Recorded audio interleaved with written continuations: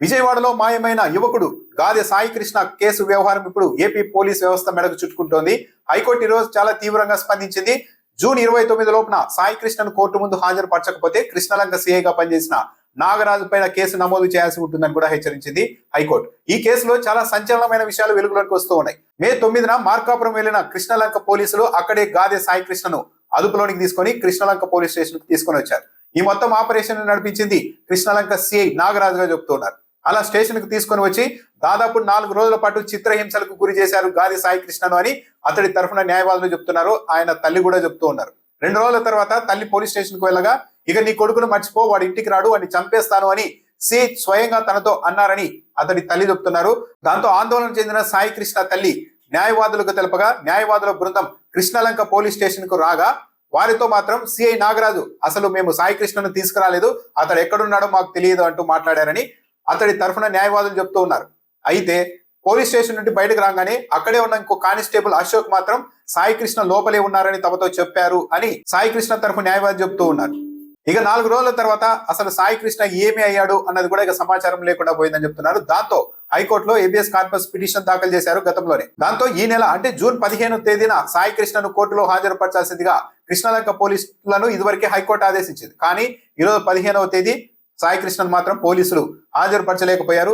రాత్రికి రాత్రి ఆరోపణలు ఎదుర్కొంటున్న సిఐ నాగరాజును పోలీసు ఉన్నతాధికారులు వీఆర్ కు పంపించారు. దీంతో అనేక అనుమానాలు బయలుదేరాయి. తప్పు జరిగి ఉండకపోతే సిఐ నాగరాజును వీఆర్ కి ఎందుకు పంపారు అన్న ఒక చర్చ నడుస్తూ ఉండగానే అతడి తరఫున న్యాయవాదులతో పాటు వైసీపీ మాజీ మంత్రి అంబటి రాంబాబు ప్రెస్ మీట్ ఏర్పాటు చేసి ఈ కేసుకు సంబంధించిన కీలక వివరాలు చెప్పారు. మే 9వ తేదీన గాదె సాయి కృష్ణను తీసుకెళ్లి 4 రోజుల పాటు పోలీసులు చిత్రహింసలకు గురి చేశారు ఈ సిఐ నాగరాజు నేతృత్వంలో.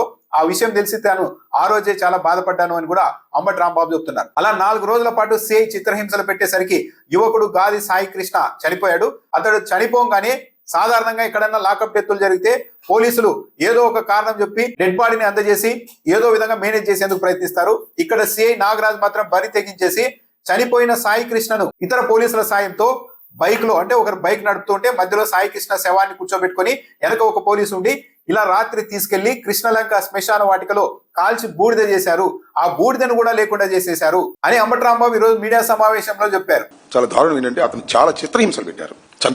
చంపేశారా ప్రమాదవశాత్తు చనిపోయాడా అది పోలీసులకు తెలుసు. లాకప్ డెత్ జరిగితే ఏం చేస్తారంటే జనరల్ గా వాళ్ళే కొట్టి చంపినా వాడే ఉరేసి చచ్చిపోయాడేనో లేదా గోడ దూకి చచ్చిపోయాడేనో మా ప్రమేయం లేదనో చెప్పి బాడీని తీసుకెళ్లి తల్లిదండ్రులకు అప్పచెప్తారు. ఈ కేసు చాలా పెక్యూరియర్ కేసు. బాడీ లేదు, ఆ బాడీని వారే దహనం చేశారు పోలీసు వారే. బాడీ ఉంటే ఆ బాడీని తీసుకువెళ్లి పోస్ట్ మార్టం చేస్తే ఎందుకు చనిపోయాడో అర్థమవుతుందనే ఉద్దేశంతో పోలీసులే ఆ డెడ్ బాడీని అతి జాగ్రత్తగా తీసుకువెళ్లారు.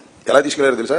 ముందు 2 వీలర్ మీద ముందు కానిస్టేబుల్ నడుపుతాడు, వెనక కానిస్టేబుల్ ఉంటాడు, మధ్యలో ఈ శవాన్ని పెట్టుకుని కృష్ణలంక శ్మశాన వాటికి తీసుకెళ్లారు. అర్ధరాత్రి పూట శుభ్రంగా దహనం చేసి బూడి చేసేశారు. ఆ సిఐ నాగరాజు అంట. ఏంటి దారుణం? ఇప్పుడన్నా విన్నారా మీరు? ఈ బాధితుడు సాయి కృష్ణ కుటుంబం జనసేన పార్టీ మద్దతుదారుగా ఉంటుంది. రాధా రంగ మిత్ర మండలిలో వీళ్ళు కీలకంగా ఉంటారు.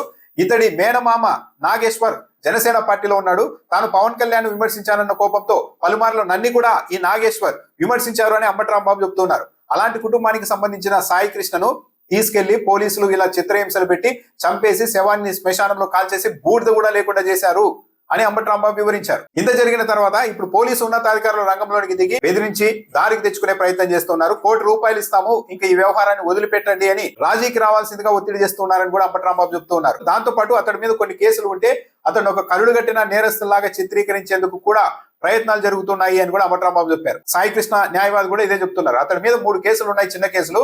కానీ ఇదంతా జరిగిన తర్వాత అతడు ఒక కరుడుగట్టిన నేరస్తులాగా చిత్రీకరించే ప్రయత్నం కూడా చేస్తున్నారని సాయి కృష్ణ తరఫున న్యాయవాది కూడా ఆరోపిస్తూ ఉన్నారు. ఈ సిఐ నాగరాజుకు తెలుగుదేశం పార్టీ నాయకుల మద్దతు ఉండడంతో కృష్ణలంక సిఐగా అతను రెచ్చిపోయాడు అని కూడా న్యాయవాదులు ఆరోపిస్తూ ఉన్నారు. ఈ నెల 15వ తేదీ అంటే ఈ రోజు అతని సాయి కృష్ణను కోర్టులో హాజరుపరచడంతో పాటు పోలీస్ స్టేషన్ కు సంబంధించిన సీసీ ఫుటేజ్ కూడా అప్పగించాలని హైకోర్టు ఆదేశించింది. కానీ సాయి కృష్ణను తీసుకురాలేకపోయారు. సీసీ ఫుటేజ్ కూడా పోలీసులు హైకోర్టుకు సమర్పించలేకపోయారు.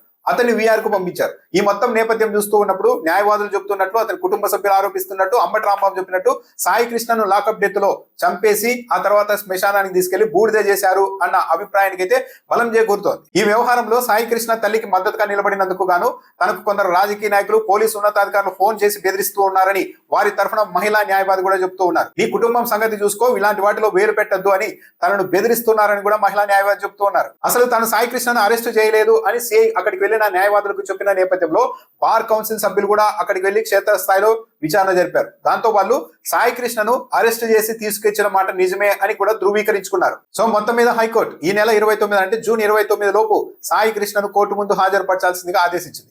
అసలు పోలీసులు హాజరుపరిచే పరిస్థితి ఉందా? అందరూ అయితే అతన్ని చంపేసి బూడిద కూడా లేకుండా చేసేశారని చెప్తున్నారు. ఒకవేళ 29వ తేదీ లోపు సాయి కృష్ణను కోర్టు ముందు హాజరుపరచకపోతే ఈ వ్యవహారం రాష్ట్ర వ్యాప్తంగా సంచలనంగా మారిన నేపథ్యంలో ఇదేదో ఒక పోలీస్ స్టేషన్ కు ఒక సిఐకి సంబంధించిన వ్యవహారం కాకుండా మొత్తం పోలీస్ డిపార్ట్మెంటే బాధ్యత తీసుకోవాల్సిన వ్యవహారంగా మారింది. కాబట్టి నిజంగా సాయి కృష్ణ బతికి ఉంటే అతన్ని కోర్టు ముందు హాజరుపరిచే అవకాశాలు ఉంటాయి. ఒకవేళ అతడిగిన వీళ్ళందరూ చెప్తున్నట్టు చంపేసి కాల్చి బూడిద చేసింటే మాత్రం జూన్ 29న హైకోర్టు ఎలాంటి డైరెక్షన్ ఇస్తుంది అన్నది ఇప్పుడు కీలకంగా మారింది. ఇప్పటికే 29వ తేదీ లోపు సాయి కృష్ణను కోర్టు ముందు హాజరుపరచకపోతే సిఐ నాగరాజ్ మీద కేసు నమోదు చేయిస్తామని కూడా హైకోర్టు చెప్పింది. సో తదుపరి విచారణ సమయంకి సాయి కృష్ణ అనే వ్యక్తి బయటకు వస్తాడా లేక నిజంగానే కాల్చి బూడిద చేసేసారా అన్నది 29వ తేదీ తేలుతుంది. అసలు సీసీ ఫుటేజ్ ఇవ్వడానికి పోలీసులు ఎందుకు అనుకాడుతున్నారు అన్నది కూడా ఇప్పుడు ఒక పెద్ద ప్రశ్న.